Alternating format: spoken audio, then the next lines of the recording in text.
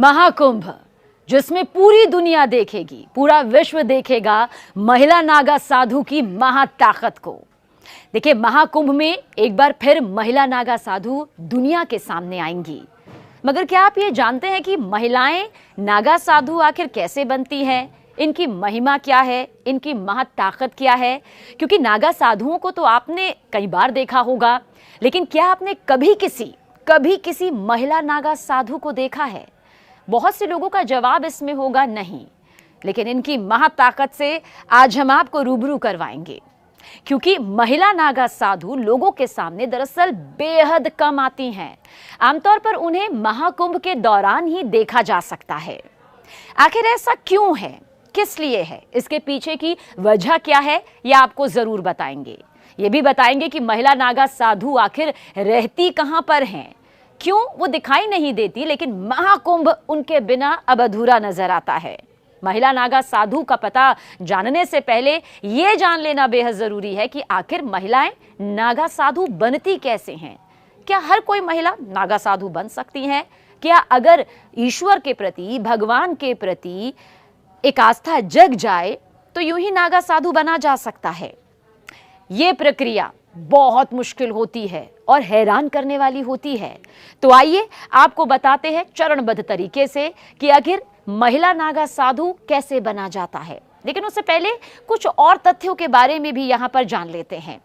देखिए, जिस तरह से पुरुष नागा साधु होते हैं ना, ठीक उसी तरह से महिला नागा साधु भी होती हैं। पुरुषों की तरह महिलाएं भी नागा साधु बनती हैं। महिला नागा साधु बनना बिल्कुल आसान नहीं होता। कहा जाता है कि महिला नागा साधु बनने की जो राह होती है वो बेहद कठिन होती है। महिलाओं के नागा साधु बनने की प्रक्रिया बहुत मुश्किल होती है। जितना सरल ये आपको लग सकता है, उससे कई गुना एक प्रक्रिया है जिसका सामना महिलाओं को नागा साधु बनने के लिए करना ही होता है। ये बहुत कठिन, बहुत मुश्किल राह होती है। जो इसे पार कर लेता है वही महिला नागा साधु बन पाता है। महिला नागा साधु बेहद मुश्किल, कठिन तप करती हैं। महिला नागा साधु का सारा जीवन ईश्वर के लिए, परमात्मा के लिए, भगवान के लिए समर्पित हो जाता है। देखिए, महिला नागा साधु बाहरी दुनिया में बहुत ही कम दिखाई देती हैं। महिला नागा साधु दरअसल जंगलों और अखाड़ों में रहती हैं। ये सुनने में आपको अटपटा लग रहा होगा, लेकिन हकीकत यही है।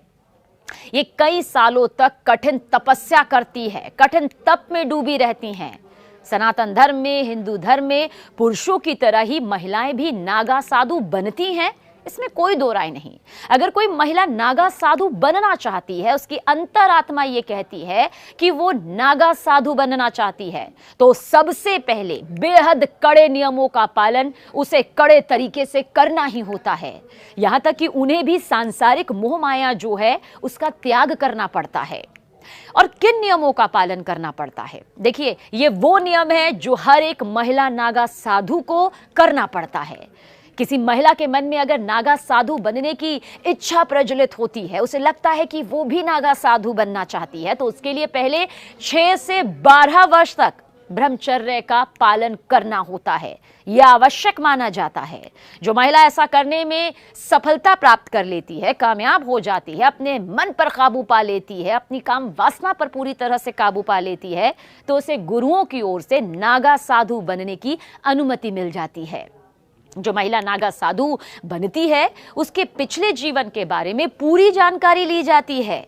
ऐसा नहीं है कि अगर किसी के मन में नागा साधु बनने की इच्छा जागी है तो उसका जीवन कैसे रहा है, अब तक उसकी परवरिश कैसे हुई है, उसके जीवन में उसके पारिवारिक तौर पर क्या कुछ जानकारी है, वो सब पूरी तरह से जुटाई जाती है।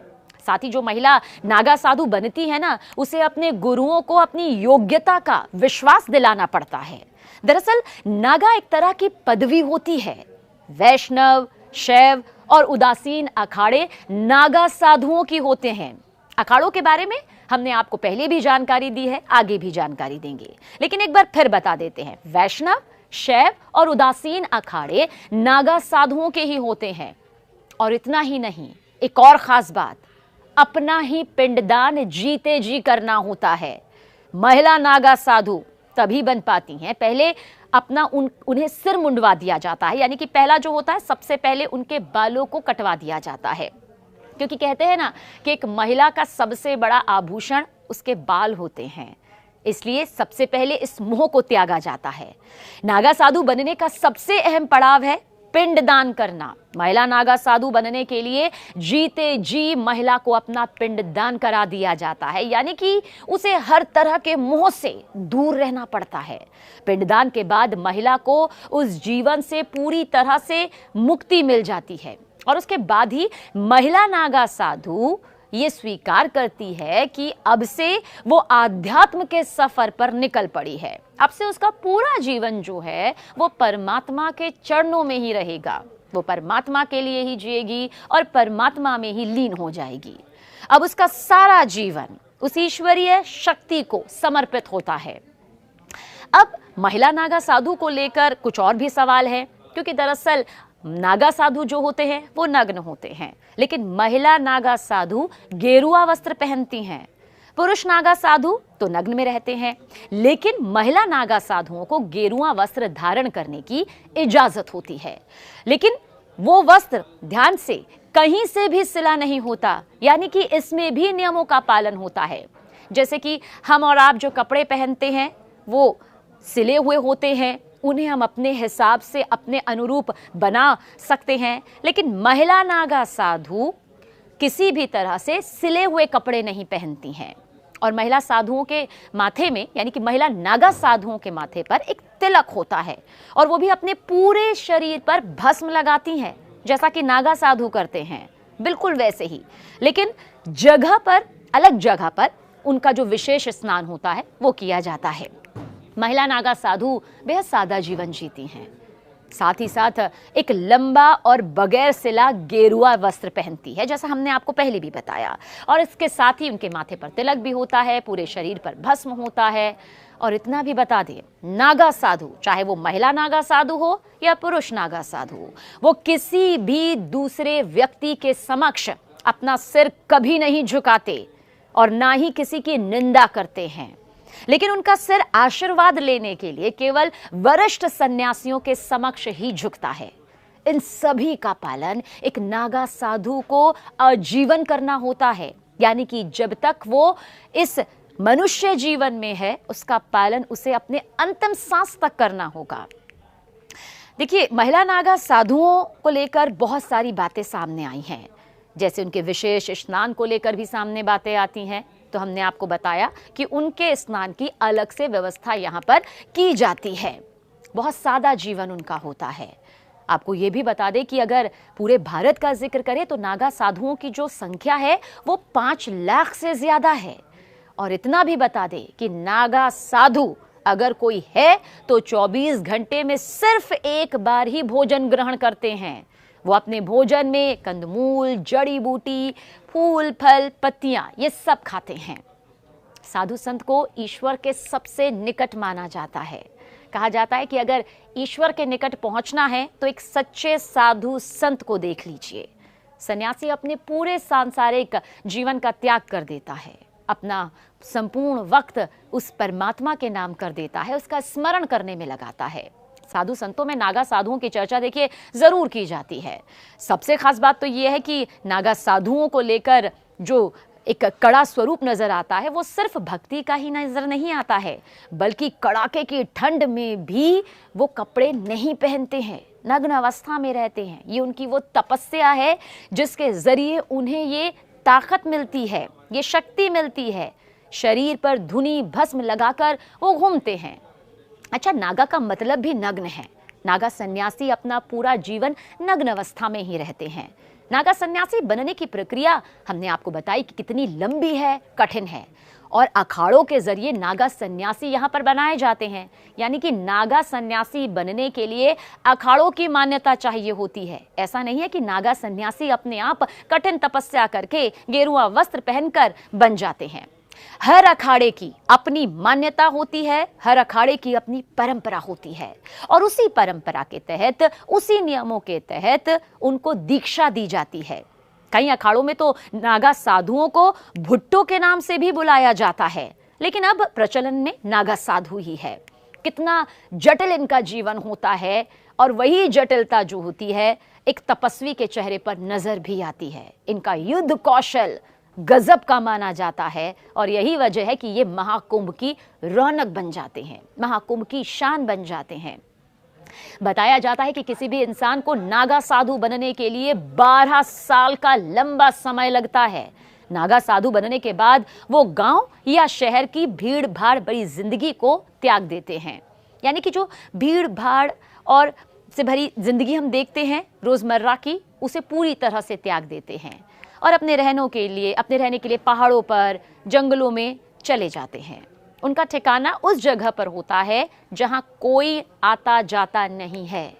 नागा साधु बनने की प्रक्रिया का हम जिक्र कर रहे हैं तो इसमें यह भी बता दें कि जो शुरुआत के 6 साल होते हैं वो बहुत महत्वपूर्ण होते हैं, क्योंकि इस दौरान वो नागा साधु बनने के लिए जरूरी जानकारी हासिल करते हैं और इस अवधि में वो सिर्फ लंगोट पहनते हैं। वो कुंभ मेले में प्रण लेते हैं, जिसके बाद लंगोट को भी त्याग देते हैं और पूरा जीवन कपड़ा धारण नहीं करते, वस्त्र नहीं पहनते। नागा साधु बनने की प्रक्रिया की शुरुआत देखिए, सबसे पहले ब्रह्मचर्य की शिक्षा लेनी होती है, इसमें सफलता प्राप्त करनी होती है, और अगर इसमें सफलता प्राप्त हो जाती है तो महापुरुष दीक्षा दी जाती है और इसके बाद यज्ञोपवीत होता है। क्या होता है ये? इस प्रक्रिया को किया जाता है और उसके बाद वो अपने परिवार का पिंडदान करते हैं, जिसे बिजवान भी कहा जाता है। देखिए, हम पिंडदान का जिक्र इसलिए कर रहे हैं क्योंकि ये नागा साधु को, चाहे वो पुरुष हो या महिला हो, ये करना ही होता है। वैसे कुछ जानकारी ये भी देते हैं कि 17 पिंडदान होते हैं, जिनमें से 16 अपने परिजनों का और 17वां खुद का पिंडदान होता है। यानी कि सबका पिंडदान उन्हें जीते जी करना होता है। 17 पिंडदान, जिनमें से 16 अपने परिजनों का, 17वां खुद का पिंडदान होता है। अपना पिंडदान करने के बाद वो अपने आप को मृत समान घोषित करते हैं, जिसके बाद उनके पूर्व जन्म को समाप्त माना जाता है। पिंडदान के बाद वो जनेऊ गोत्र समेत उनके पूर्व जन्म की सारी निशानियां मिटा दी जाती हैं। वैसे कई बार लोग बहुत ज्यादा यहाँ पर असमंजस की स्थिति में पड़ जाते हैं। उन्हें लगता है कि नागा साधु, अघोरी, ये क्या अमूमन एक जैसे हैं? तो देखिए, वैसे तो हम महिला नागा साधु का जिक्र कर रहे हैं, लेकिन ये जानकारी भी आप तक पहुंचाते हैं। देखिए, अघोरी जहां तंत्र साधना करते हैं, एकांत में रहते हैं, तो वही नागा साधु मंत्र साधना और योग करते हैं। समझिए, अघोरी तंत्र साधना करते हैं, वहीं पर नागा साधु जो हैं वो मंत्र साधना करते हैं, योग करते हैं, और सामाजिक स्तर पर नागा साधु काफी सक्रिय रहते हैं। वो धर्म की रक्षा के लिए प्रतिबद्ध रहते हैं और समय आने पर युद्ध तक के लिए तैयार हो जाते हैं। इन्हें युद्ध कला में पारंगत माना जाता है। अखाड़ों का जिक्र हमने किया तो इस समय 13 प्रमुख अखाड़े हैं, जिनमें प्रत्येक में शीर्ष महंत आसीन होते हैं। इनमें 7 वैष्णव सन्यासी, 3 बैरागी वैष्णव और 3 उदासीन सांप्रदाय के हैं। शैव सन्यासी सांप्रदाय के 7 अखाड़े हैं। संतों के 13 अखाड़ों में 7 अखाड़े ही नागा साधु बनाते हैं। हमने इसलिए अखाड़ों का जिक्र किया कि संतों के 13 अखाड़ों में 7 अखाड़े ही नागा साधु बनाते हैं। अब ये कौन से हैं? ये हैं जूना, महानिर्वाणी, निरंजनी, अटल, अग्नि, आनंद और आह्वान अखाड़ा। देखिए, नागा साधु बनने की प्रक्रिया हमने आपको यहाँ पर बताई। नागा साधु का रहन सहन कैसा होता है ये भी आपको बताया। नागा साधु की तपस्या कैसी होती है इसकी भी जानकारी दी। लेकिन नागा साधु एक तरह से सैन्य पंथ है, यानी कि युद्ध करने वाला। सिर्फ तपस्या करने वाला तपस्वी ही नहीं, बल्कि युद्ध करने वाला, वक्त आने पर अपना युद्ध कौशल दिखाने वाला। और वो एक सैन्य रेजिमेंट की तरह बंटकर रहते हैं और अपने त्रिशूल, तलवार, शंख, चिलम से इस दर्जे को दर्शाते भी हैं। देखिए, नागा साधु जो हैं वो कुंभ महाकुंभ के अवसर पर ही दिखाई देते हैं। कुंभ मेले में नागा साधुओं को लेकर खास आकर्षण भी रहता है, और भारतीयों के साथ ही जो विदेशी श्रद्धालु आते हैं, विदेशी सैलानी आते हैं, इन्हें जानने की चाह उनमें भी उतनी ही नजर आती है। दिगंबर का मतलब आपको बताते हैं कैसे ये इससे कनेक्ट हो जाता है। दिगंबर का मतलब जो आकाश को ही अपना वस्त्र मानते हों, यानी जिन्हें लगता हो कि ये पूरा आकाश जो है ना, वही उनका वस्त्र है, वही कपड़ा है, वही उनका शरण है। कपड़ों के नाम पर पूरे शरीर पर धुनी की राख लपेटे नागा साधु कुंभ मेले में विशेष स्नान के समय ही खुलकर सामने आते हैं और विशेष स्नान, जिसे शाही स्नान कहते हैं, समय समय पर अपनी मंडली के साथ आचार्य महामंडलेश्वर श्री महंत के रथों की अगुवाई करते हुए शाही स्नान कर पुण्य प्राप्त करते हैं। वैसे ये भी बता दें कि राजा भी नागा साधुओं का सहयोग लेते थे। विदेशी आक्रमण की स्थिति में, विदेशी आक्रमण के हालात में कई बार ऐसा हुआ जब राजा महाराजा भी अखाड़ों के नागा साधुओं का सहयोग लिया करते थे। इतिहास में ऐसे कई युद्धों का बखान भी मिलता है, जिक्र मिलता है, जिनमें 40,000 से ज्यादा नागा योद्धाओं ने हिस्सा लिया, अपना युद्ध कौशल दिखाया। अहमद शाह अब्दाली के मथुरा वृंदावन के बाद गोकुल पर आक्रमण करने पर नागा साधुओं ने मुकाबला करके गोकुल की, कहा जाता है कि, रक्षा की थी। भारत की आजादी के बाद इन अखाड़ों ने अपना सैन्य चरित्र त्याग दिया, लेकिन अखाड़ों के प्रमुखों ने भारतीय संस्कृति और दर्शन के सनातनी मूल्यों का अध्ययन किया, अनुपालन किया और संयमित जीवन व्यतीत करने का आदेश दिया। कोई भी अखाड़ा, चाहे वो कोई भी अखाड़ा हो, अच्छी तरह, पूरी तरह जांच पड़ताल करके ही योग्य व्यक्ति को ही प्रवेश देता है। सबसे पहले लंबे समय तक ब्रह्मचारी के रूप में रहना होता है, फिर उसे महापुरुष, फिर उसे अवधूत बनाया जाता है। अंतिम प्रक्रिया महाकुंभ के दौरान होती है, जिसमें उसका खुद का पिंडदान यानी कि दंडी संस्कार आदि कराया जाता है, जिसे हमने बताया बिजवान भी कहा जाता है। और अंतिम परीक्षा दिगंबर और फिर श्री दिगंबर की होती है। दिगंबर नागा एक लंगोटी धारण कर सकता है, लेकिन श्री दिगंबर को बगैर कपड़े के रहना होता है। एक बार फिर से बताते हैं, अंतिम परीक्षा होती है नागा साधुओं की दिगंबर और फिर श्री दिगंबर की। दिगंबर यानी नागा एक लंगोट धारण कर सकता है, लेकिन श्री दिगंबर को बगैर कपड़े के रहना होता है और वो इस पूरे आकाश को ही अपना वस्त्र मानता है। तो देखा, जिन नागा साधुओं को आप देखते हैं महाकुंभ में, वो महज सिर्फ साधु नहीं है, उनके पीछे की तपस्या, उनके पीछे की कहानी नहीं, बल्कि हकीकत कितनी ज्यादा मजबूत है।